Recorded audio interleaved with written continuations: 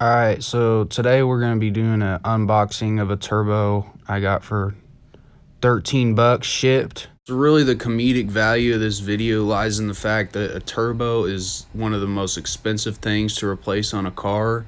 And when you get into performance, you actually start looking at prices in the $2 to $5 grand range.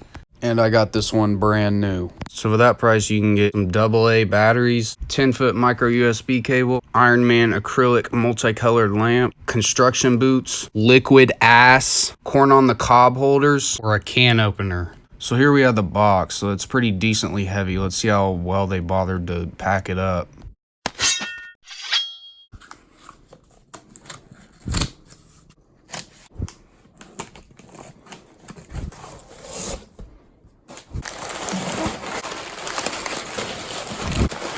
Alright, so here it is out of the box. You can see it's a turbo with an integrated manifold and wastegate.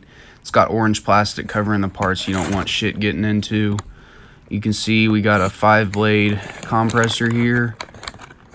Spins pretty nice. Feels like it's got some inertia behind it. Obviously not ball bearing, but it'll work for, you know, whatever stock car you're putting this onto.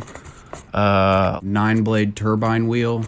Spins pretty nice too. I don't really notice any shaft play on either side. More plastic blocking off your oil feed and return.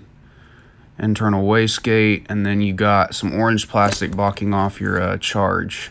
So here's the other side. You can see where the manifold connects to the engine. I don't really know what this is for exactly. I'll show you the fitment chart here.